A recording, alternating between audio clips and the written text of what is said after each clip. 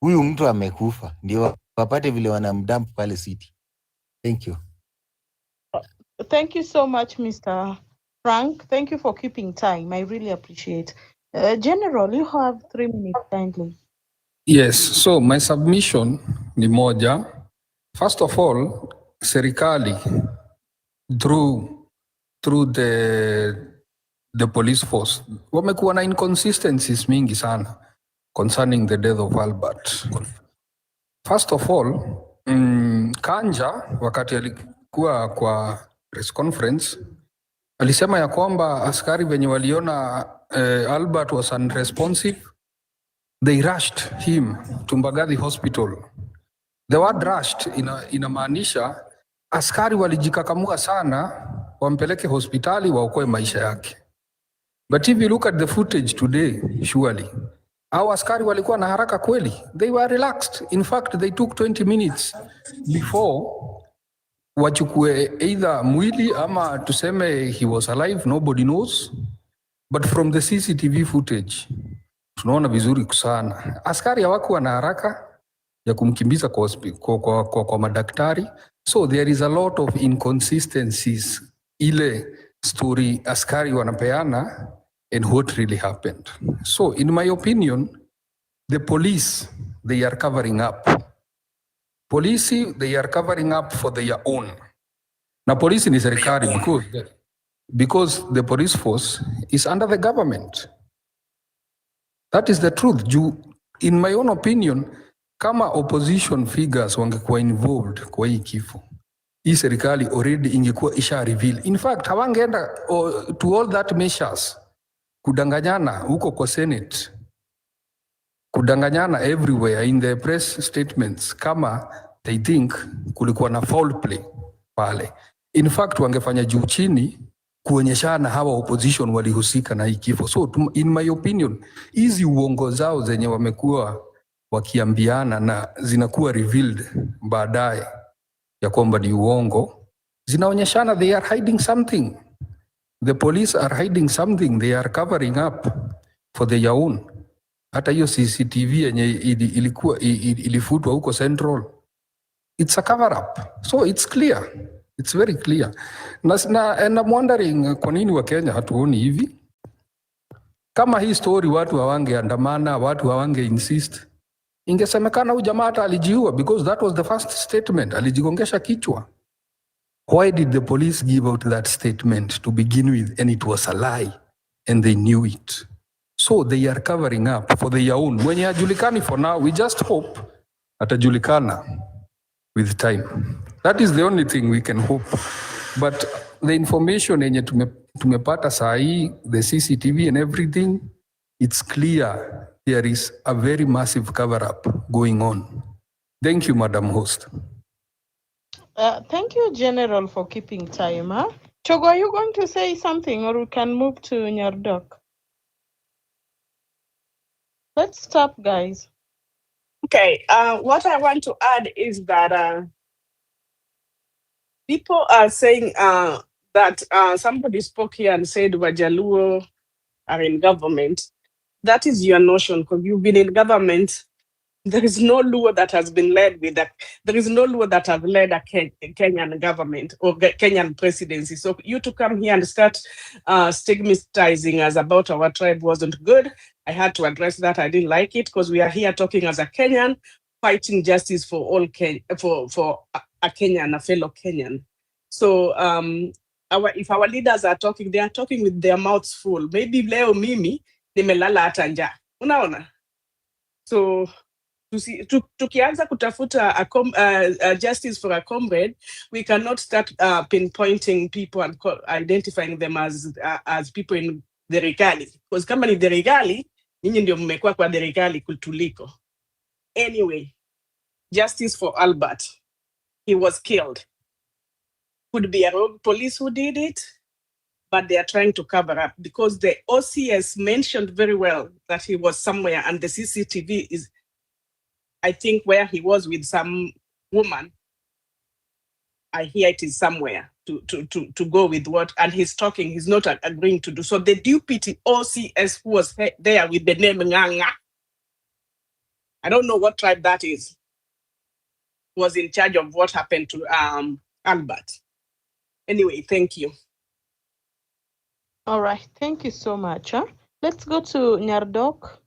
Nyardok, do you want to say something? No. Why did you send a request? Anyway, let's move. Arum. Okay, thank you. Thank you so much.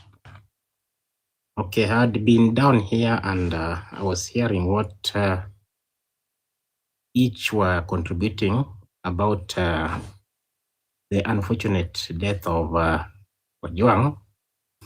And what I can say about the whole scenario is these officers who are sent all the way to Homa Bay to pick the deceased.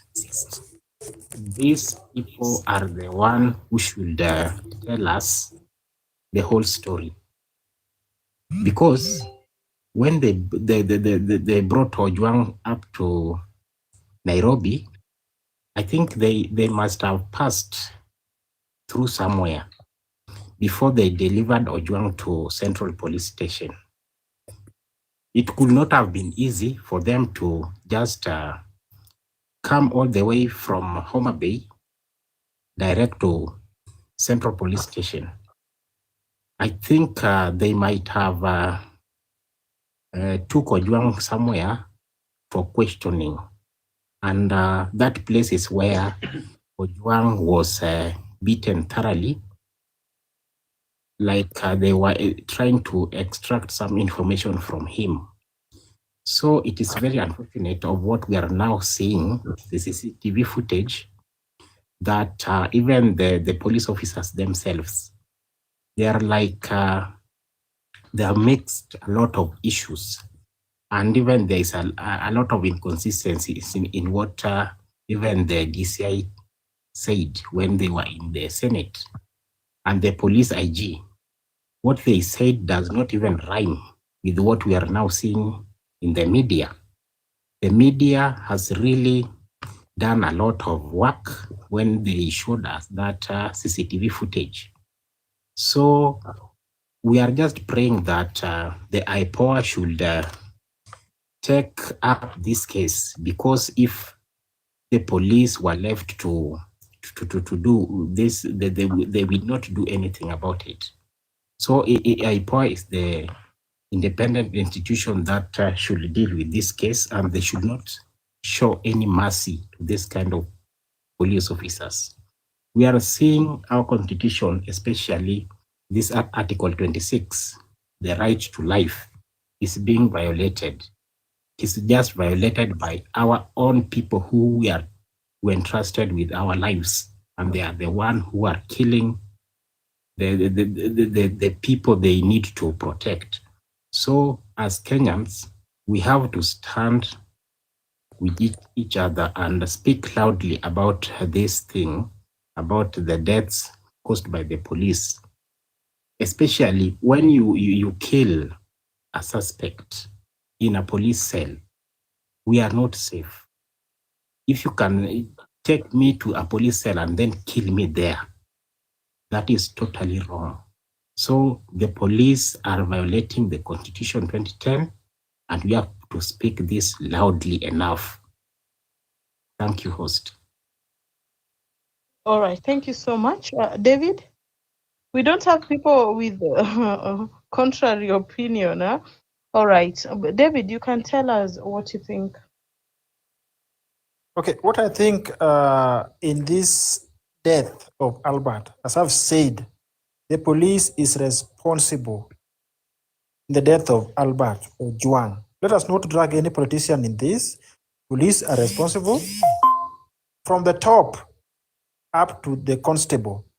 So they are the one who went for Ojwang. They're the one who killed Ojwang. So investigations will start with the police and finish with the police. Whoever responsible, whichever way, but let us not put any politician in this, because I can see some of us are dragging some politics, or it is police who is responsible for this death of Ojwang. Let me just make it there. All right. Tirop had talked, so the platform is open for kila mtu.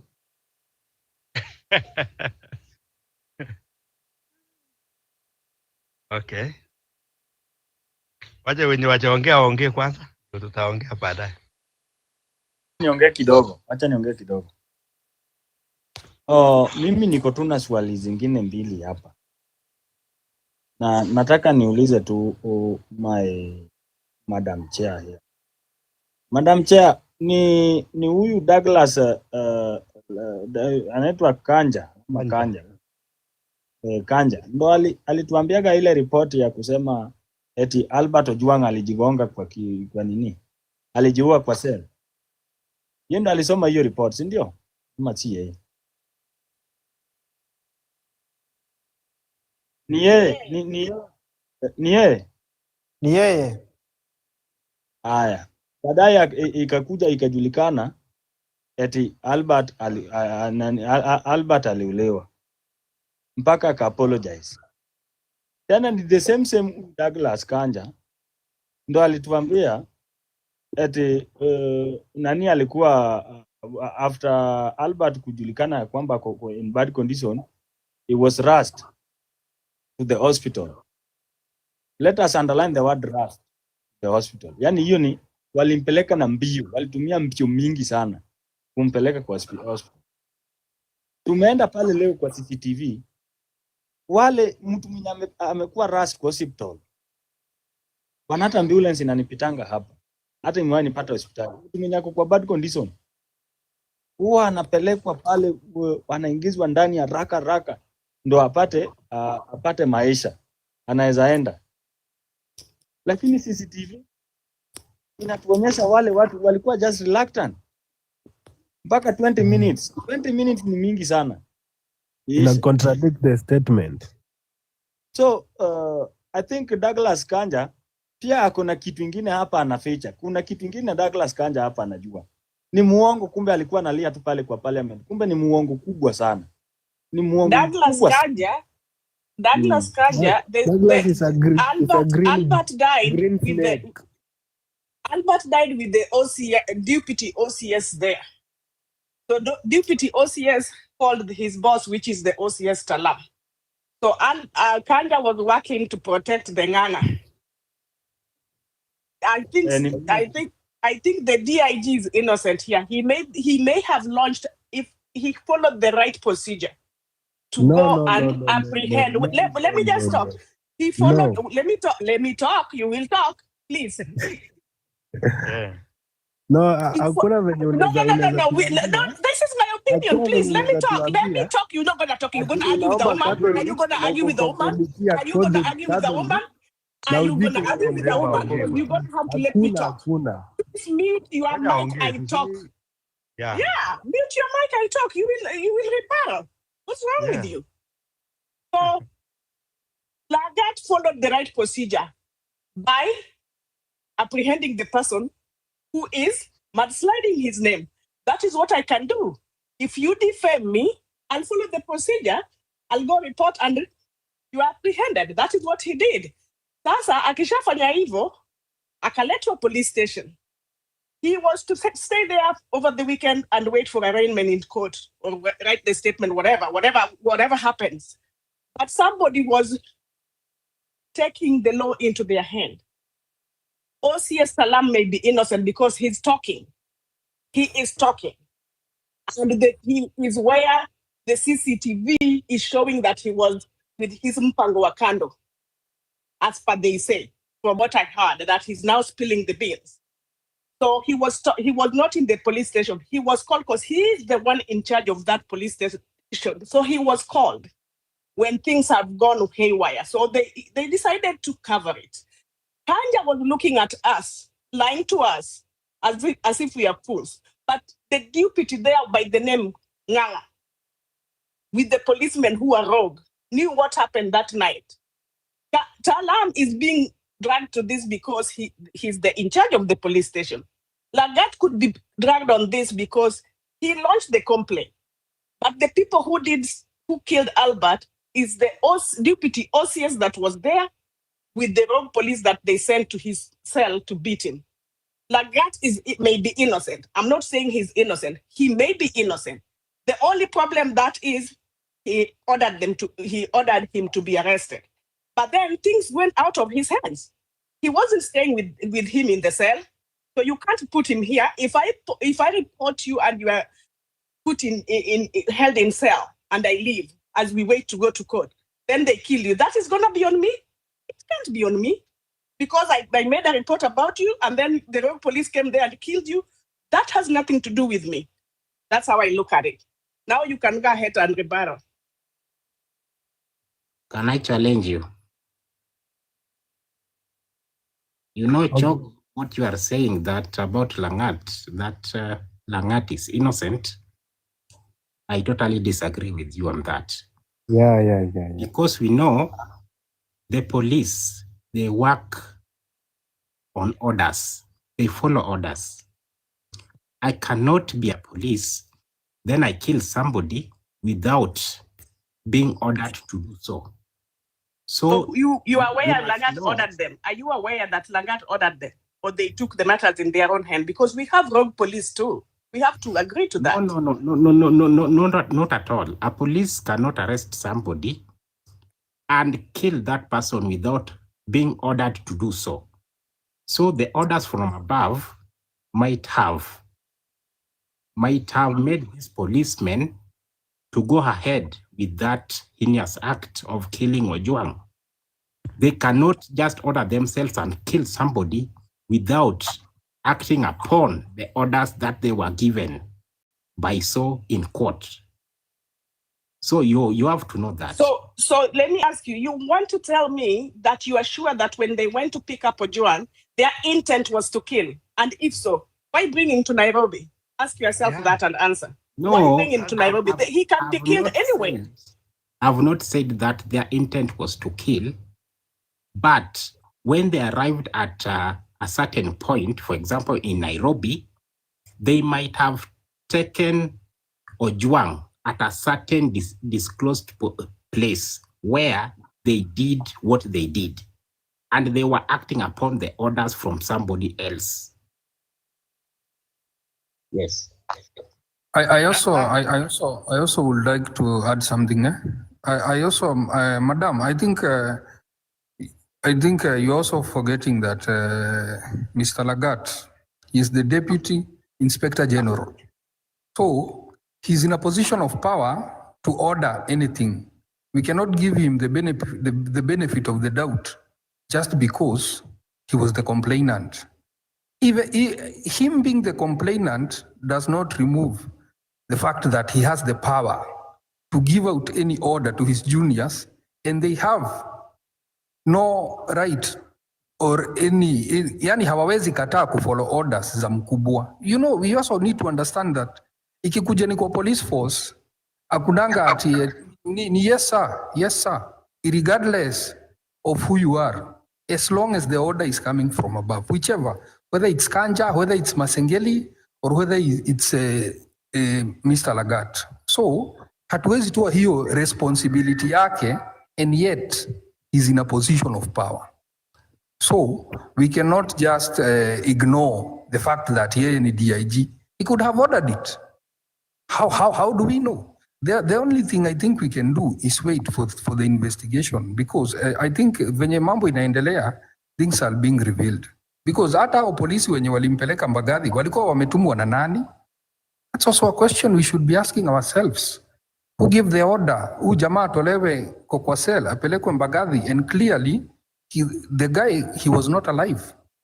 Unaona? Who gave the order? So it's clear orders zinakuja from above. Now the question is, between these three guys, Kanja, DIG na Masengeli, wako na power za kuorder huyu OCS and his deputy to do things inside Central.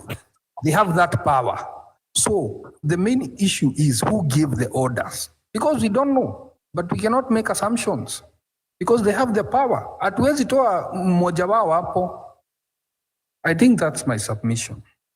Na mimi nauliza swali, wacha tu niulize hivi.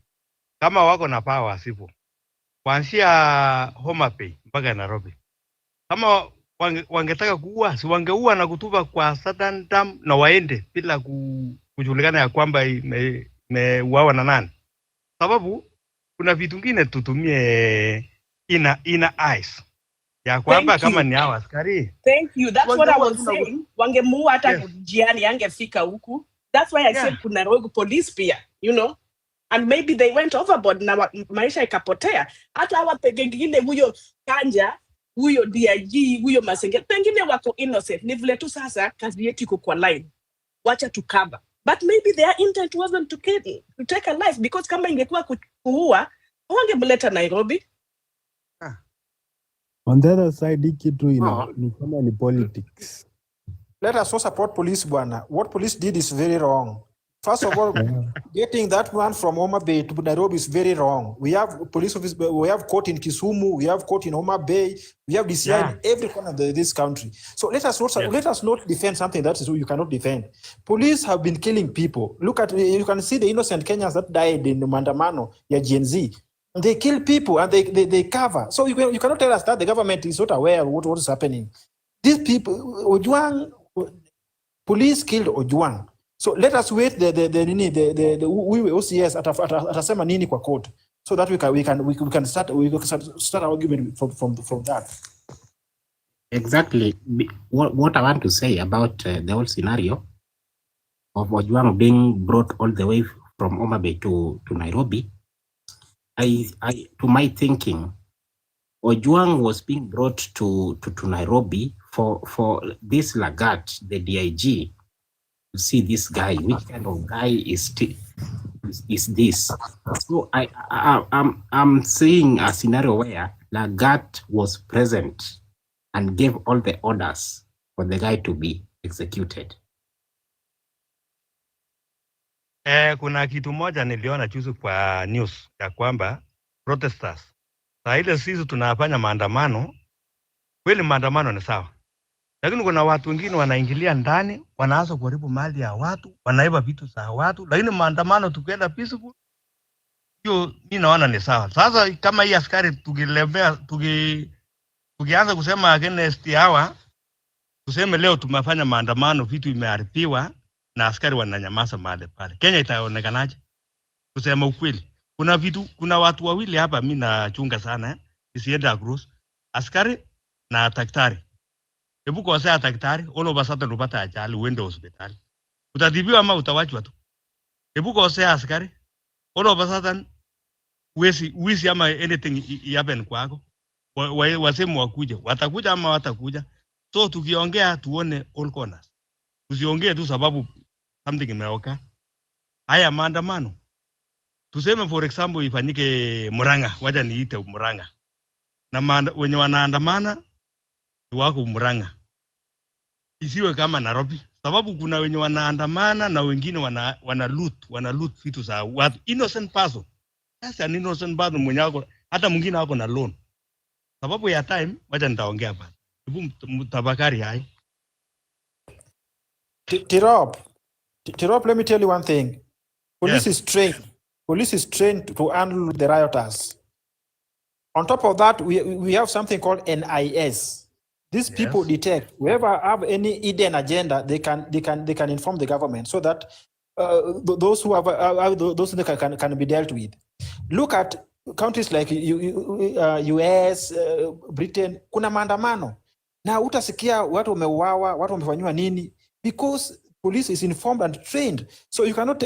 The problem with our African police, most so in Kenya, that they are being used to political scores sometimes. That's the problem that we have.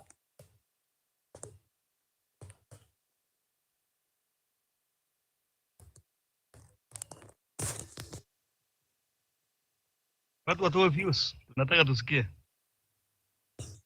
Yes, okay. For example, our police, we should follow the law, what the law says.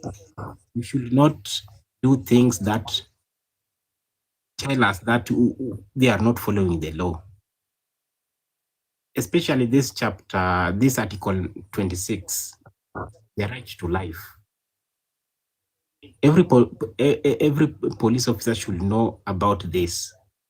You cannot kill somebody, especially in a police cell, and come out and tell us that this guy alijipiga ukuta.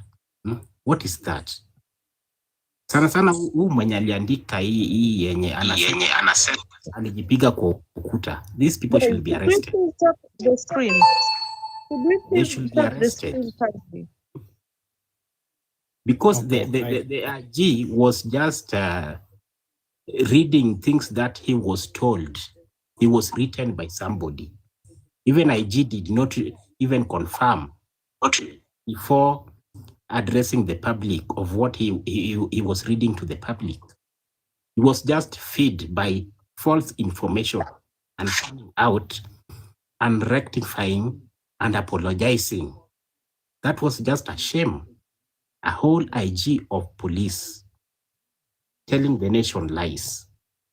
So these people should just face the law, and IPOA should do their work to the fullest. Okay, guys, I think most of us, some of us wanaongea ni kama hawajai ingia kwenye police cell, na wengine ni kama hawajui. Naona hawa polisi au wadogo wenye wako chini huwa wanatumia orders. Akiambiwa fanya hivi ni hiyo ndio atafanya, juu kuna pressure ingine inatokanga huko juu. Si venye ulisign huko. Kila mtu akiingia kwenye ofisi ya juu anatakanga asikizwe. So uweze niambia eti mbona hawakumweka ama mbona hawakumua na kumtupa. Because nikitoa mtoto wako kwako na nikuambie ya kwamba nimetumwa nimchukue, unajua ya kwamba ako kwenye mikono ya polisi. So mzazi angetafuta tu mtoto wake kwenye polisi. Number 2, even hata ukiangalia hii riot yenye iliyokaa jana, kuna vitu vingi za cover up kama kuchoma magari. Hizo gari kuna ujumbe inatokea ya kwamba number plate ni zile zenye zilishatolewa kwenye orodha za nambari za magari kwenye NTSA, kwa portal ya NTSA. So that is a clear information that there is something being hidden somewhere. So tusiongee tu ni kama polisi ni wasafi. Hakuna polisi in as much as amekuwa kwenye service lazima atafuata kile boss amemwambia. Ya pili, huyu mtu ni kama alikuwa brutalized somewhere then akapelekwa kule kama ajiwezi. Juu kwa police cell hakuna siku polisi atakubali ati mfungwa akufe kwenye cell ama ampige mpaka akufe hapo. Hakuna, hata hawawezi kubali. Ndio maana unapata ya kwamba wakati alipelekwa hata ilitangazwa kwenye news ya kwamba alifika pale akiwa amechoka, of which mwenye alikuwa kwa record desk alisema ya kwamba anafaa kupelekwa kwenye hospitali kwanza ndio arudishwe, lakini waliompeleka walikataa. Hiyo ni clear information ya kwamba hao watu kuna mwenye aliwatuma. Naweza tuma wezi waibe mahali, alafu niende nikae mahali na mwingine for evidence. Huyu ni witness ya kwamba nilikuwa na yeye, lakini kitu nilifanya nyuma ya tent ni mimi ndo najua.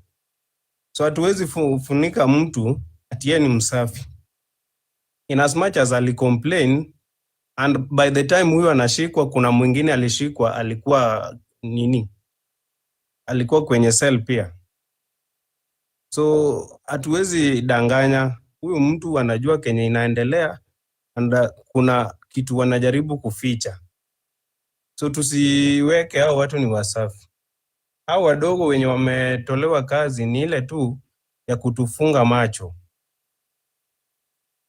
Ndio maana unapata ya kwamba IPOA na polisi, DIG and the IG wako pamoja wakati huyu jamaa anatoa ujumbe isiyokuwa ya ukweli. Hata utapata hao wenye wametolewa kazi hawatatolewa kazi, watapewa tu transfer to other regions. So They should stop blind folding us. Acha nitoke mwenye ako na maoni na ako nje aongee kidogo tusikie kwa kando, tutarudi baadaye.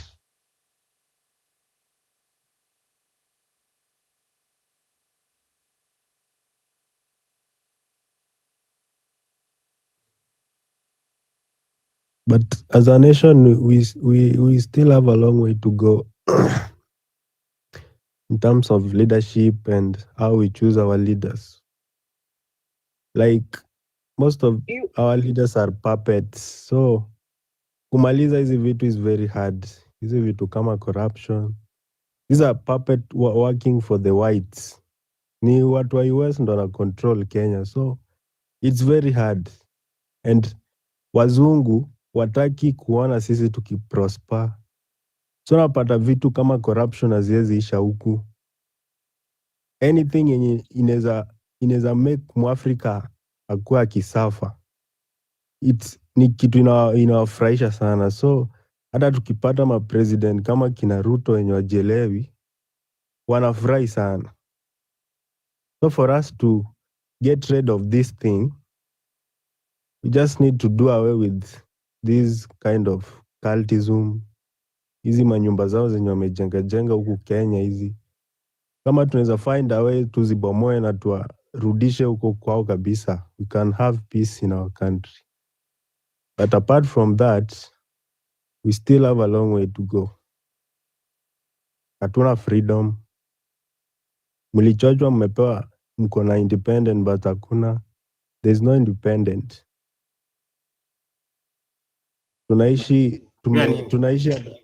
Tunaishi under democracy whereby imefunikwa na dictatorship. So kama tuwezi tatua hayo, we'll keep on having this thing here in, here out. Na ni Mungu tu ndo atadeliver from this bullshit. Another thing, brothers and sisters, hii kesi ya Ojwang imeanza kuingizwa siasa.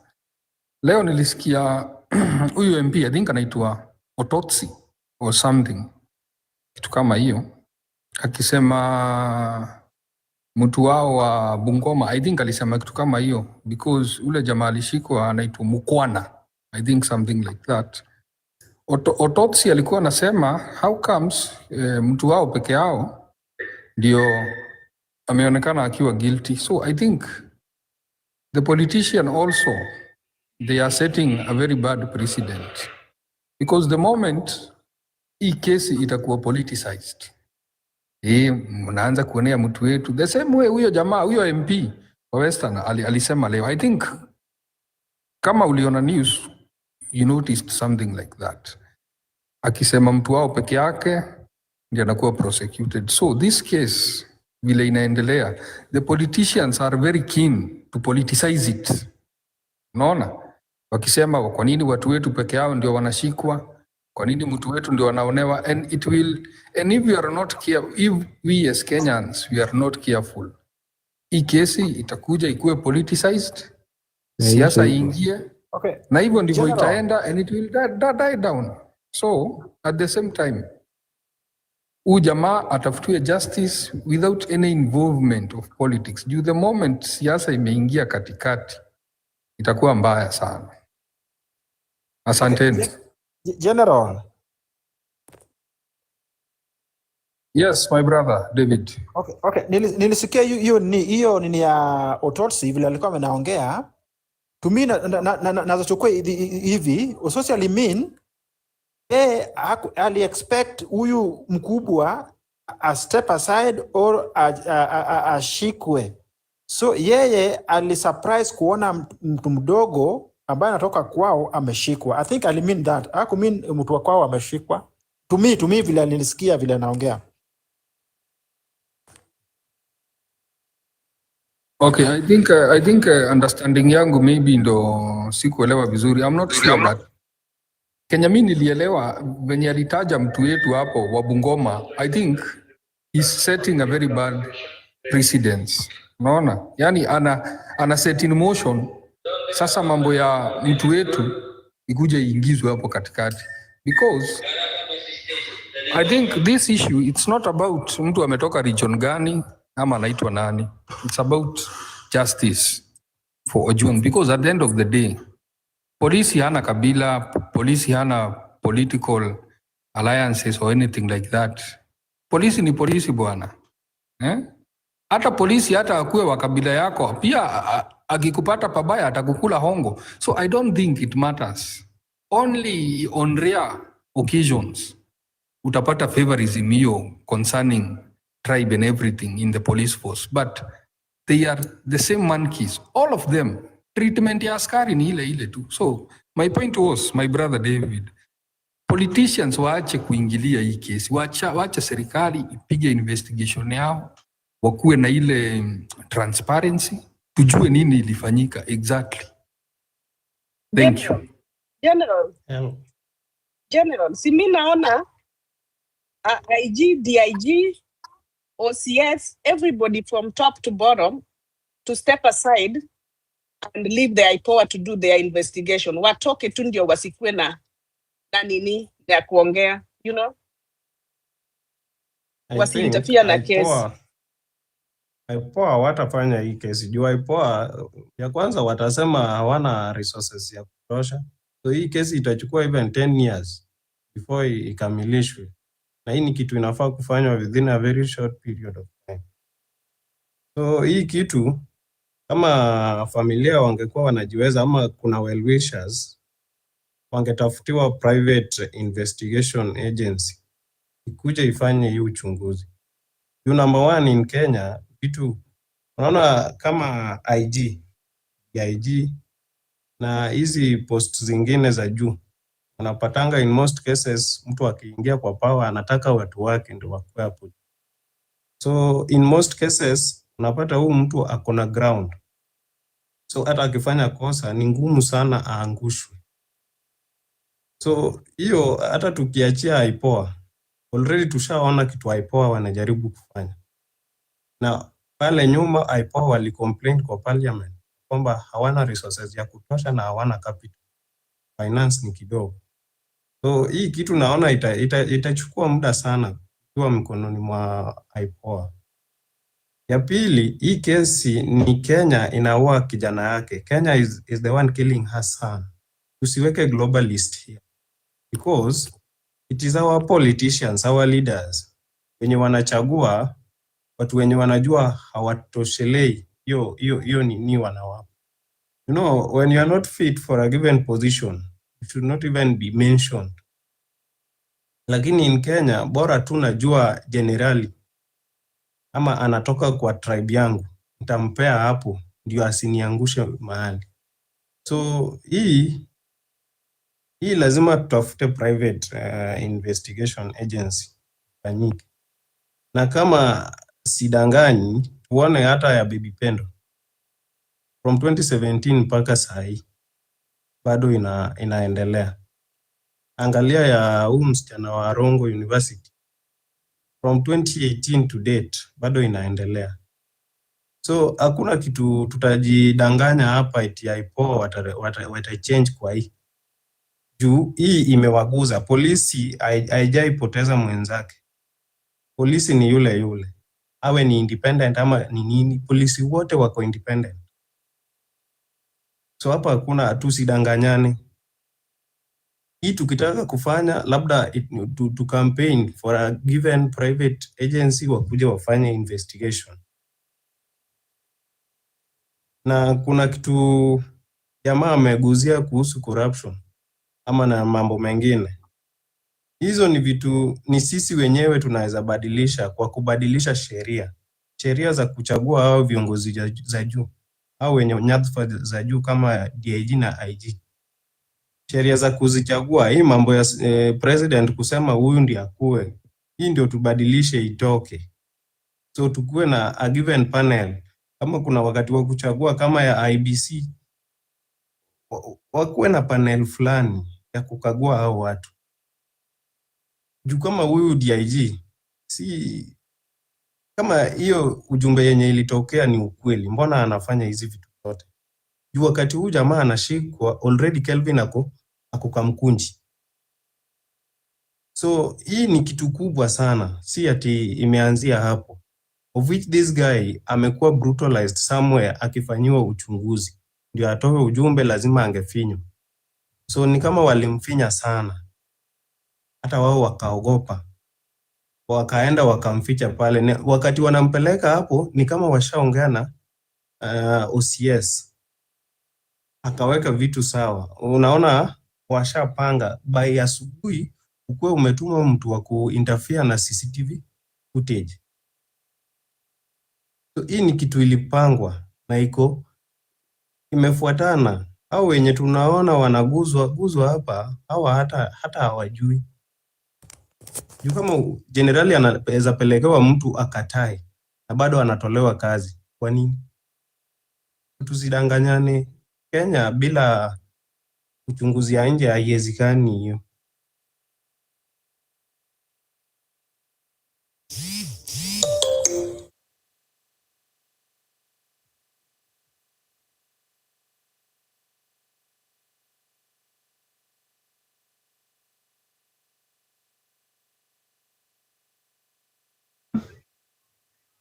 Yes.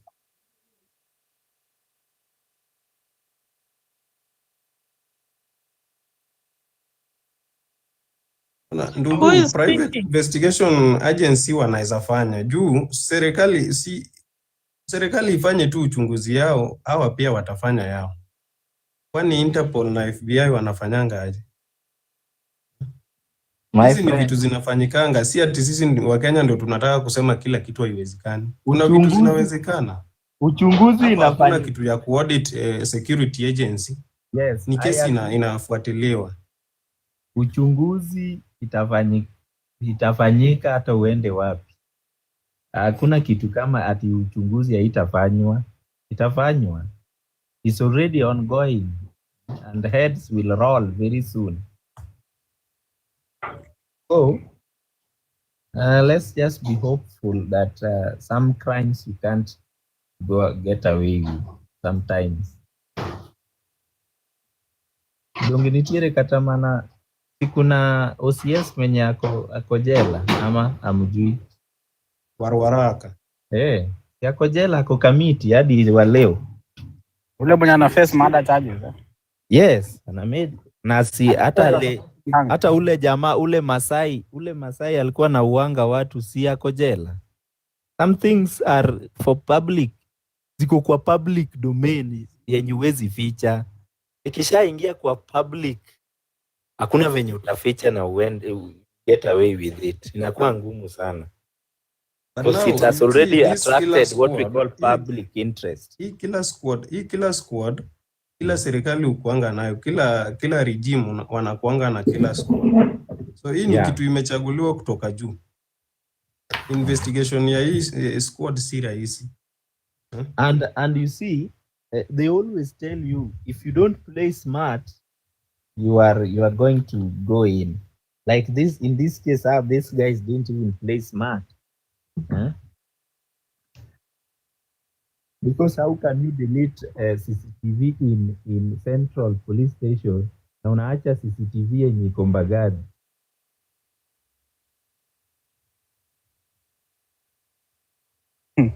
Hawakucheza fiti lakini.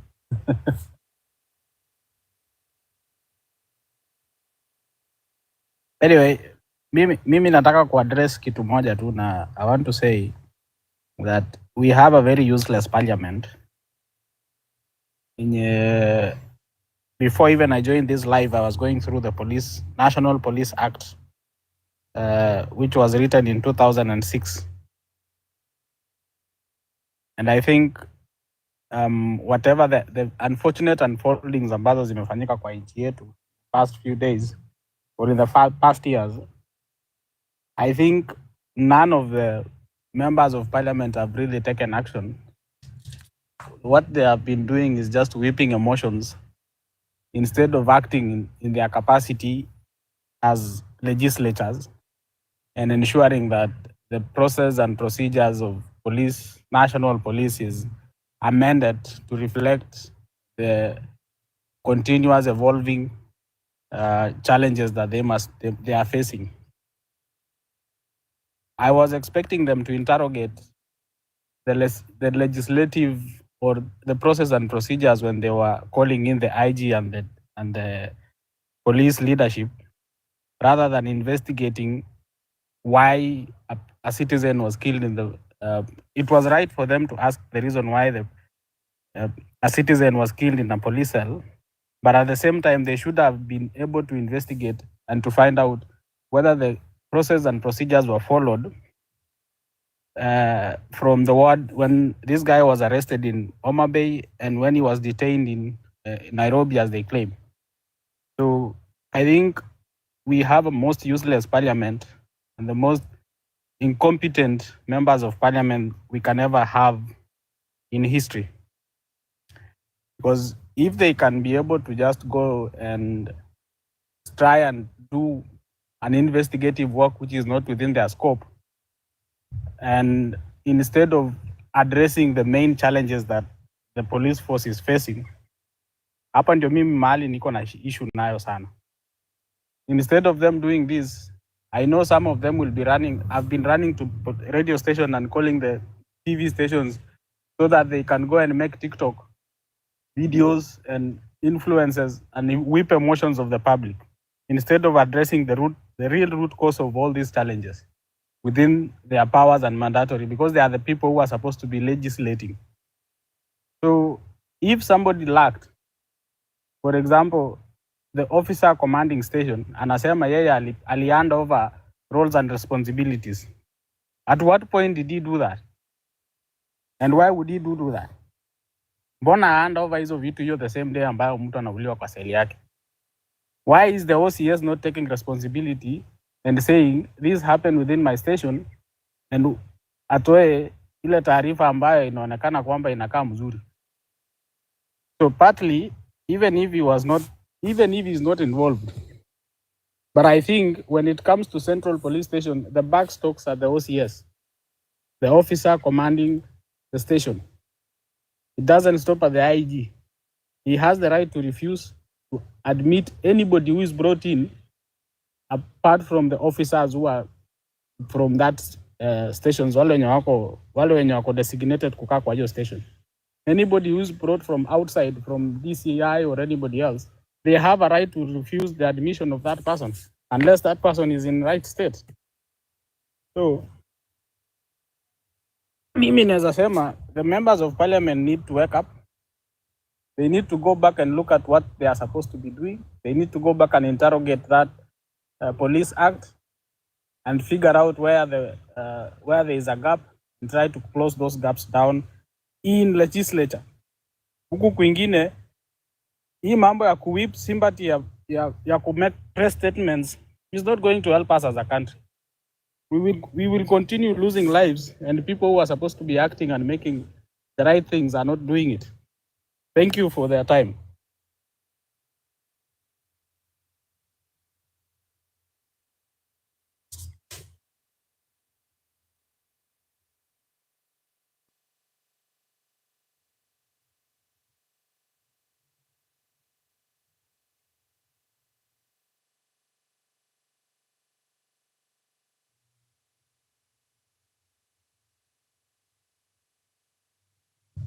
And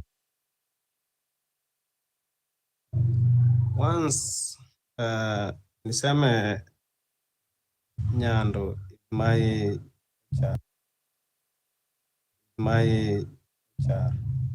and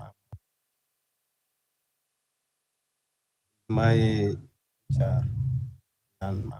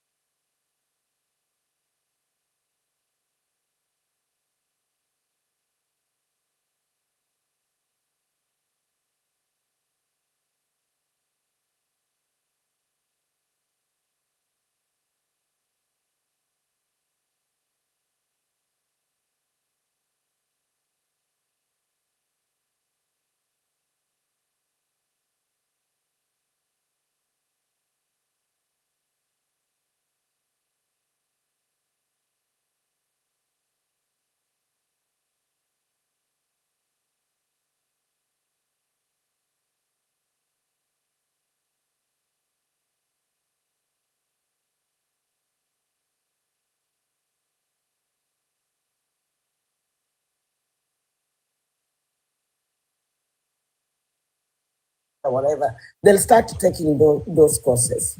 So by the time they are graduating, they are going to have 2 years of college. So it's a good thing. My kid is going to 11th grade.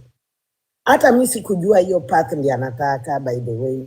Mimi nilijua ataenda tu shule kawaida, akasema I'm thinking I'm going to Running Start. Huyo mwenye anataka kusoma Japanese inaitwa Running Start. I think I'm going for Running Start. So tulienda Kasla juzi tukaona it's a good thing. It's a good thing. So, and then it will save you 2 years of college. So if your school iko na your program, don't force it on the kid. You can discuss, muone. And the kids, when you amenda hizo program, the ones who are in my class, they've told me it's really good. It's really beneficial. But also, inafanya mtoto akue very mature. Because mine, I was trying kumwambia wewe huwezi enda cause wewe una skipping class as zingine. So how do I know like you are ready to go take college things, you know? So inafanya mtoto anakuwa mature because they go there by themselves. Kama wametosha age ya kuendesha gari, they can drive. Where I live, bus system is free for kids until 18. So huyu atakanyanga tu basi. Atapandanga tu basi anaenda, anapanda basi anaenda. So that's a good thing if it's there.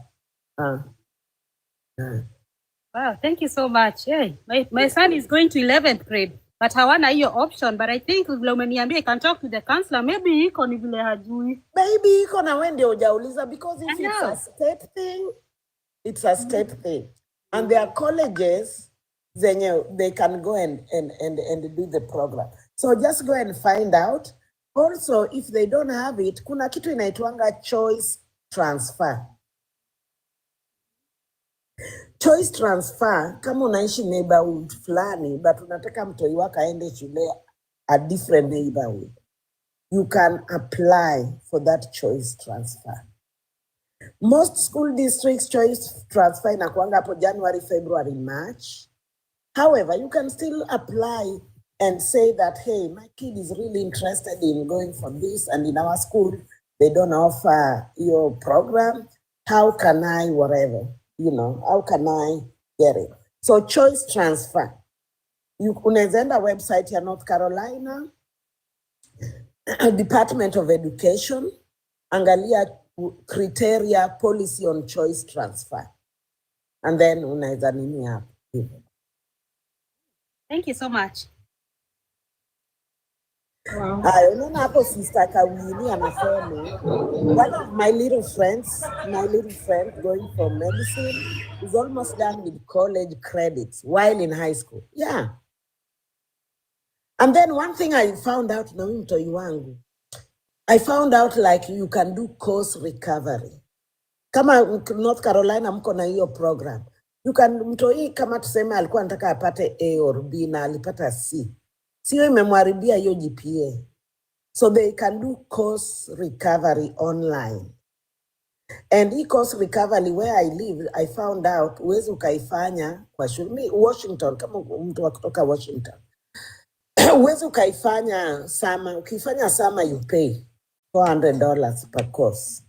But if you do it during school year, so you can just take like an online class, right?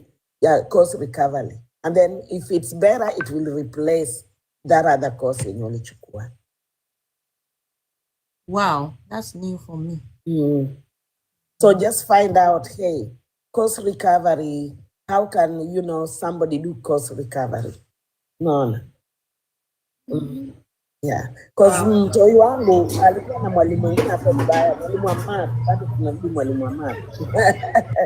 So hakupata the grading alikuwa anataka. So we were like, so I went and asked, kumbe kuna course recovery. Sikujua kuna course recovery. Hii nimejua like 2 weeks ago. That shule you can do course recovery. Unajua nowadays most schools ziko na this online option. Yeah. Okay. Maggie Mutike anasema in Arizona, it's called open enrollment where you can transfer to a different school. Yeah. So you're open enrollment. So other people wanna call open enrollment. I think Tennessee, in both names, open enrollment choice schools.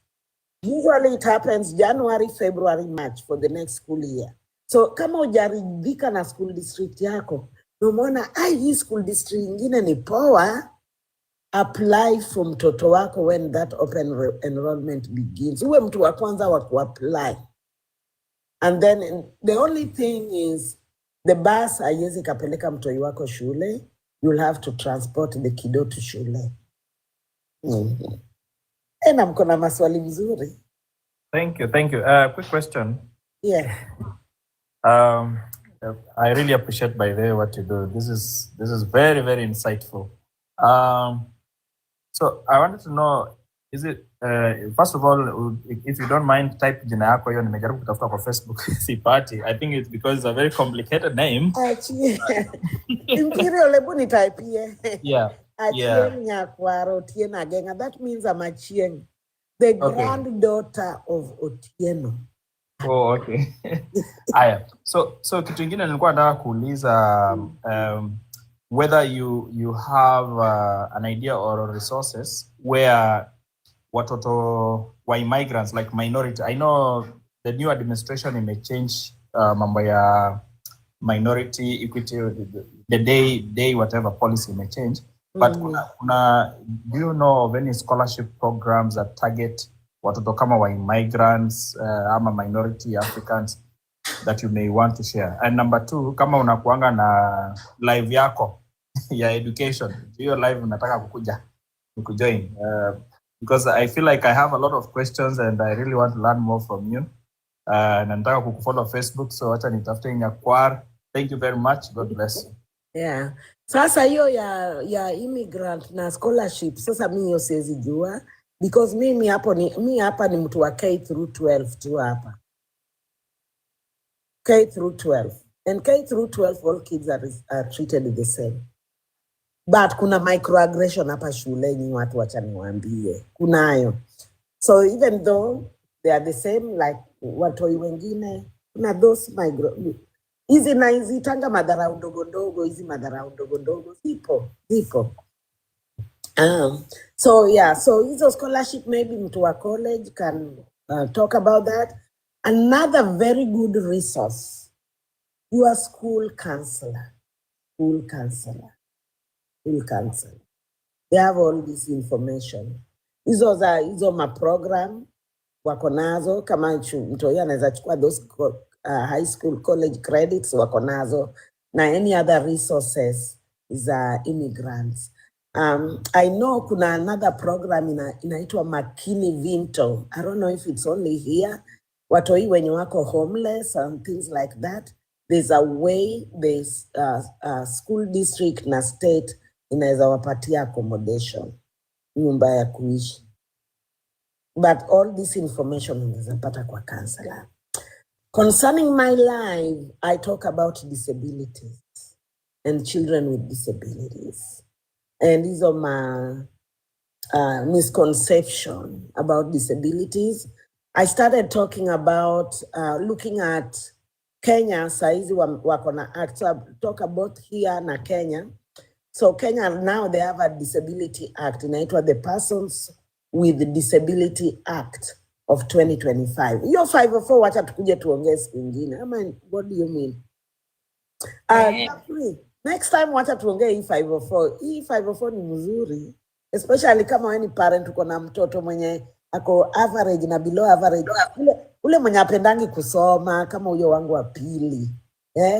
Hii imemsaidia mpaka mtoto siku hizi anafanya homework peke yake because imemsaidia kubuild confidence. Na unajua mtoto akishapata tu confidence, hey, what can they not do? Yeah. So that's I talk really about disabilities most of the time. Talk about watoto wenye wako na autism, au ndio nawafundisha. I love it. I think by now Imperial Team knows all my students maybe by name. Because I come with stories every time and stuff like that. So yeah.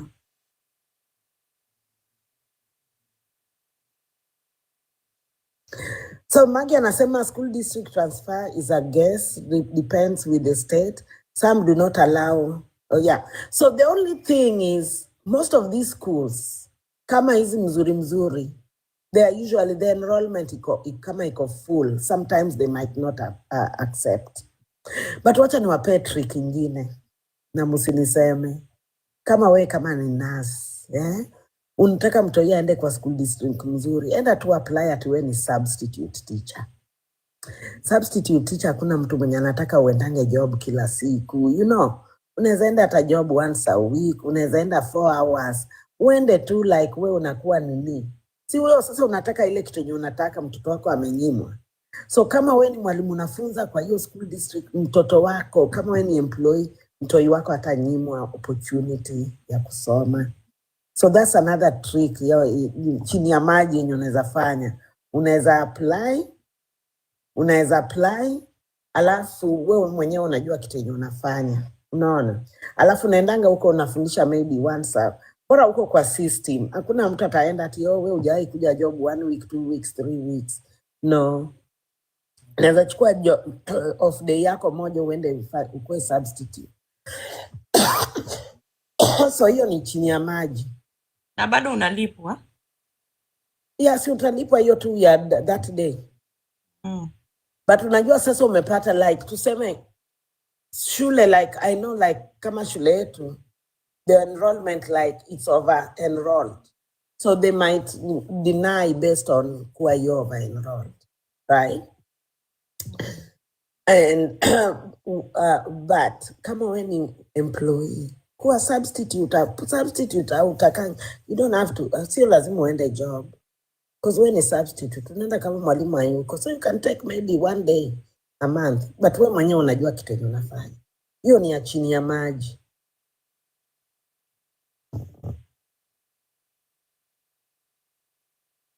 Sawa, Gatrit, asante. Yeah. Oh, thank you so much. Nipeni dakika kidogo. Imperial unaweza ongea? Wacha. Oh, mtu alisema difference between public schools and charter schools. We can talk about that another time.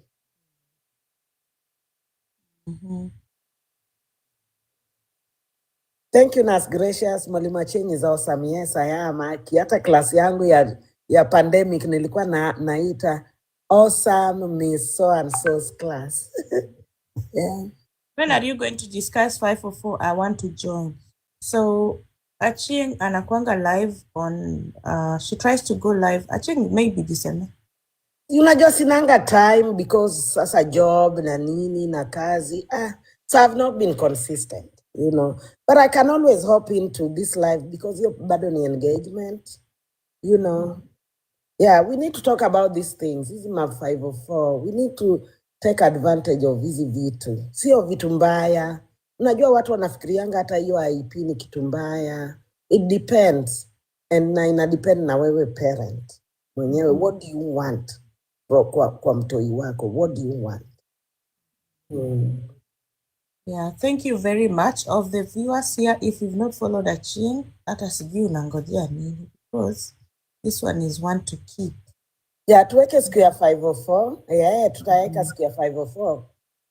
Tutaweka, nitawapigianga story moja hizi kazi yenye nimefanya. Imperial, unakumbuka huyo mtoi wa class 1 alikuwa suspended? Oh, that one.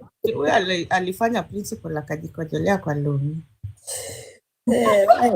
Icheze. Na si mimi nilisema, parent ndiye alisema, cause mimi sikuona uso ya principal. Parent ndiye alisema ati we, unajua ile kitu uliona? Anyway. I hope ni makojo. Anyway, could be something else. Anyway, let us tap the screen. Tap the screen. Let us push. I can talk about it. We can talk about IP. We can talk about 504. We can talk about other nini za shule, but most important key takeaway yenye nataka kukuacha nayo hapa. Build relationship with your child's teacher. Hata kama una kitu yako, mtoto wako ni power smart. Tuma tu email say, hey, how are you? Thank you so much. I just wanted to know how so-and-so is doing in class. That's it. Yeah, you don't have to leave it to me. Or just thank you for what you do, whatever, you know. just hiyo ndio una build a relationship. Build your relationship. I'm telling you, utaona magic. Nimeshukuru.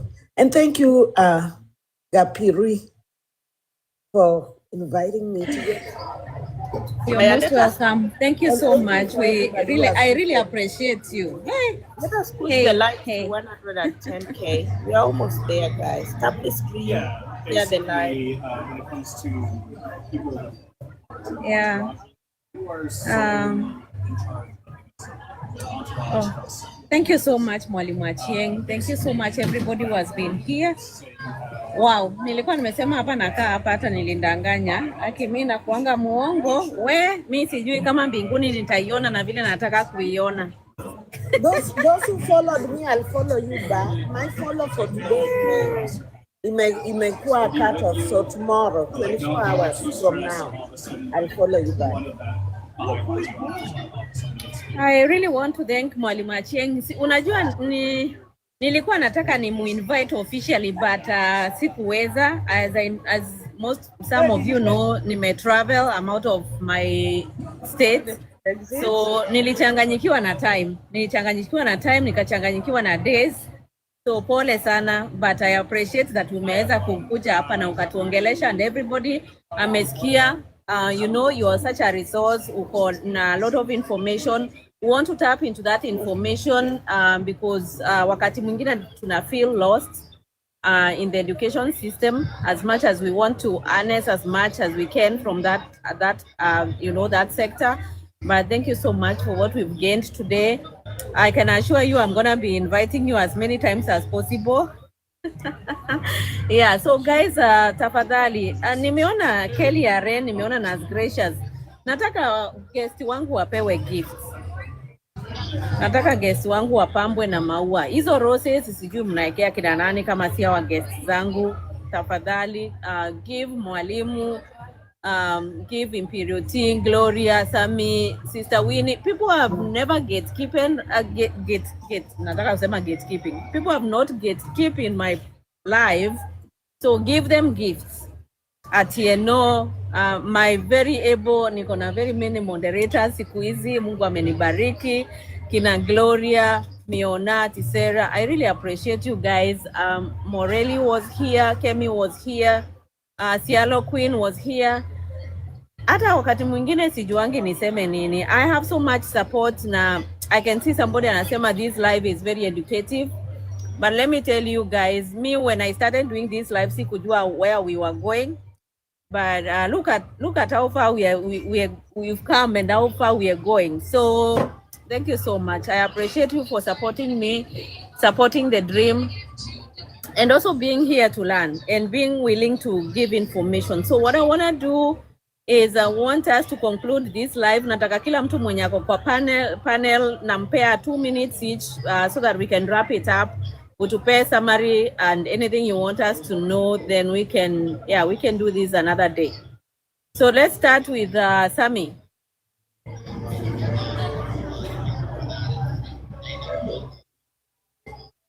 Kama Sami hayuko, mtu mwingine anaweza ongea. We are wrapping it up. I'm sure tutaweza ongea hii mambo ya documentation on another day. Hiyo we can't exhaust that topic. Nimekubali, I'll have to reschedule it.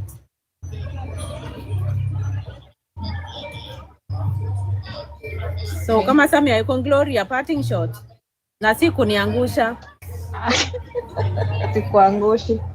First of all, ku appreciate the fact that I'm a moderator. Hii kitu ninairingia sana. Mwalimu Achieng, thank you so much. Thank you so much for all the information. Yako hatuwezi exhaust. Like me, I have so many questions. I think I will actually get your number so I can call you. Then, Kapuri, God bless you. This platform has been a blessing to so many of us. Nakumbuka we nimetoka mbali, but unapendwa na unapendeka. I think it's just God's favor. Every day we have something to talk about. Every day, like we will never exhaust. It is such a blessing. I appreciate everyone who is here. Imperial Tea, I'm very sorry. I know you sent me so many invites. Some of the time kama jana I was sleeping. No, I was fighting with sleep actually because nilikuwa na insomnia. But I really wanted to sleep so I can go to work. I will join your live one of these fine days.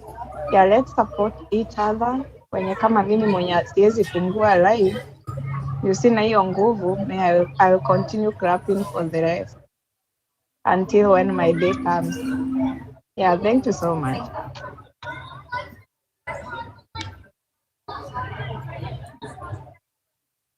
Kawini, wapi?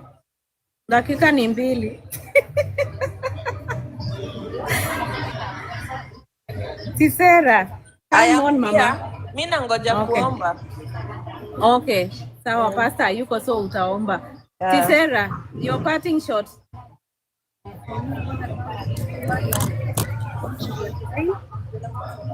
Very interactive.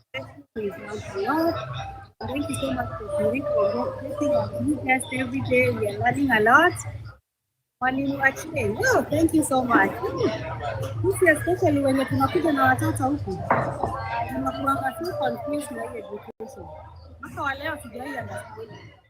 Sika njaielewa, but I made it simpler and easier. We try to create more teachers and ready to learn and work how we can help and how we can work. And that for the nurses, what I would just tell you, document.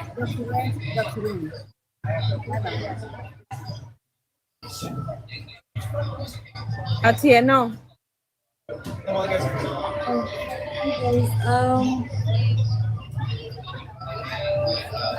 What can I say? It's been fun. Najua tujamaliza topic ya documentation, tutaifanya next one.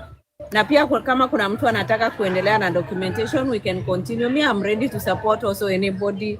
Yeah, pole hatujaweza kuexhaust hiyo topic, but the minute niliona mwalimu Acheng na nilikuwa nimeulizwa mambo ya education system here in the US and in Kenya, I wanted to bring that up.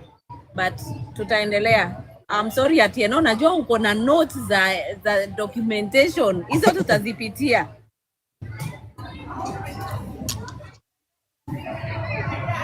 Nani mwingine? Kawini anangoja kuomba. Sami uko hapo?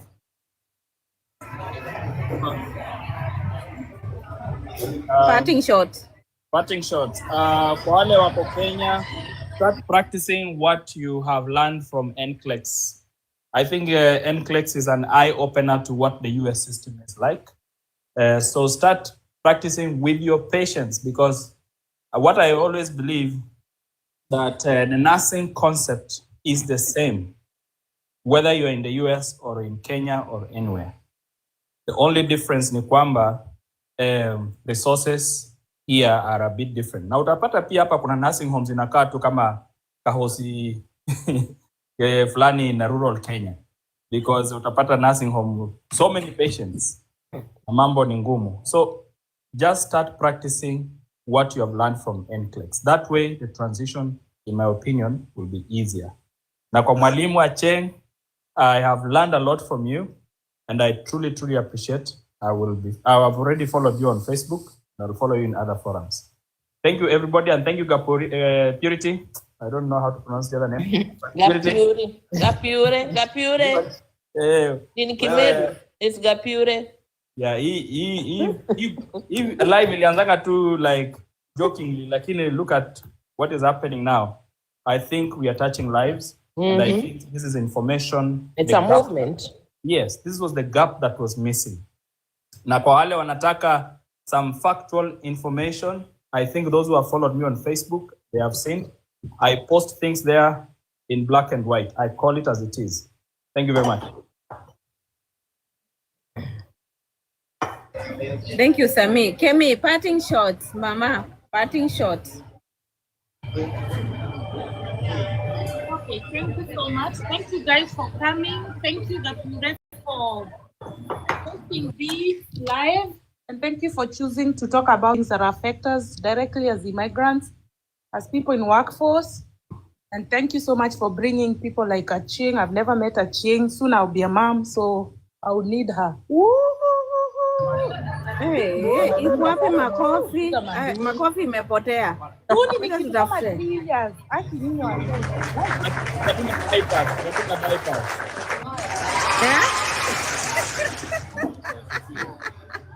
Hii live lazima ikununulie diapers, sawa? Imefanyika. Wa Kenya soon is 3 years from now. Diapers utapigia hapa. Sawa, asante. After 3 years. It's good to hear that we have everything. Like we have teachers, we have advocates, we have people who are taking care of special needs. Like I feel like Kenyans, we are very intelligent people and we are very diverse. Shida zetu zote tunaweza zitatua among us. Like hata tukitaka pilot, tukitaka mtu wako Tesla, tukitaka nini, we will find those people among us.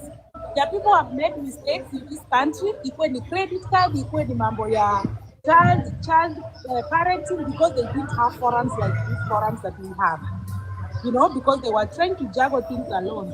So I'm grateful that people who have information like us are able to communicate and others are able to share their minds. This limits the risks that we get in life. It limits the mistakes, it gives you a status. So when you come to these lives, you're not alone.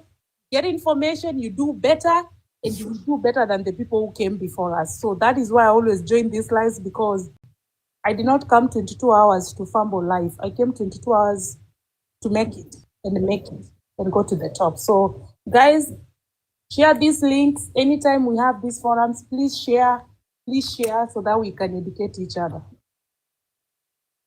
Thank you so much. All right, Kemi, thank you so much. And Pampers zitatoka, diapers zitatoka kwa hii live, tunashukuru. Ule time yenye nitawaitisha diapers zenye mtakuwa mmepotea. Tunajua hatutapotea. We will be here, na kama hawatakuwa, mimi nitakuwa.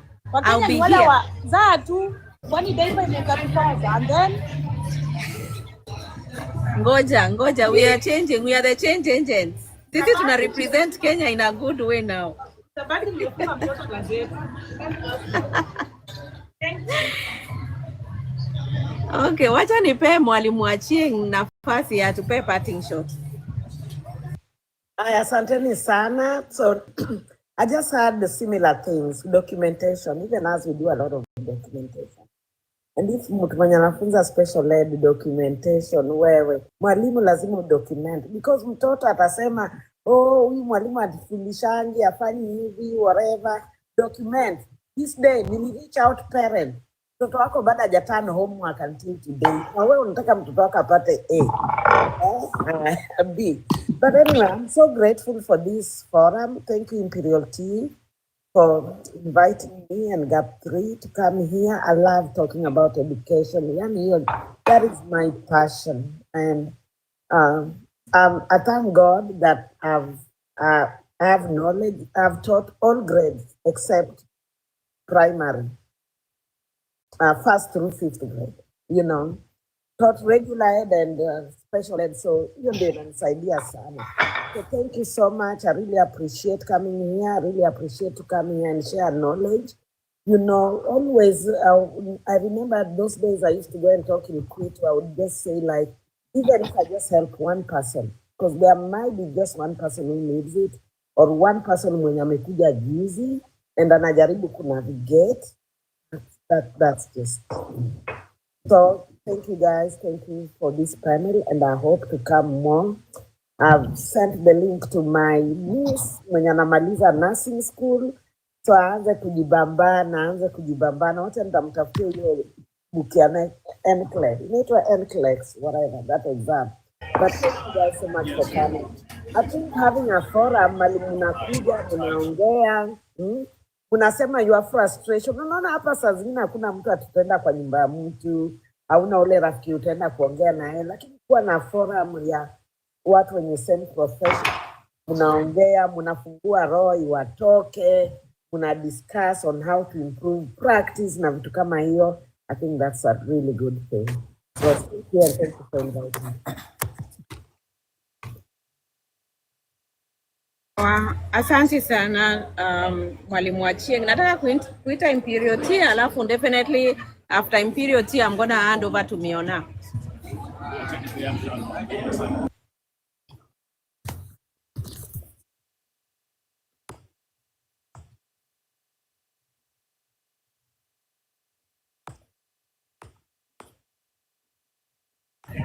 Imperial T, sijui kama uko hapo. Unaona hiyo shout out nimepata hapo chini. Nimeona Elema nasema you really helped me in Kwitu. I got extra time accommodation for my daughter for her SAT exams. Look at what she has been doing. Yani hata inajiandika tu. Unaona? Hizi vitu za accommodation si mbaya guys. Sio mbaya. Kwani nani atajua mtoto wake alipata accommodation? Did you know that I found out that sisi foreigners, ukienda kuchukua hizi mamtiani, you can get accommodation. I didn't know that. Just the fact like unaongea in English as a second language. You know, hakuna mtu atajua tu ulipata accommodation. Nani atajua?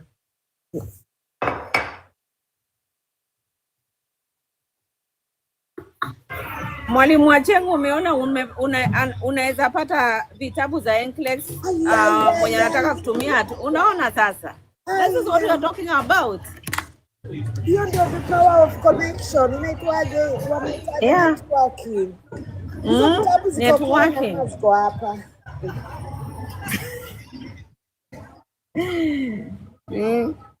Sasa unaona? Connect with the chain so that you can get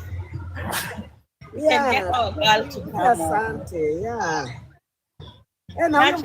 Akimaliza you hand them down because hata mimi kuna mtoto nasi school. Naweza hand down. Wow. That's the power of networking. Imperial T, that's how I met Mwalimu Achieng. Mimi pia nilijua Mwalimu Achieng through Imperial T. The power of networking. Now the power of joining other people's lives. Amen. Na Imperial, hebu ongea na watu wa claim my points zao before waende.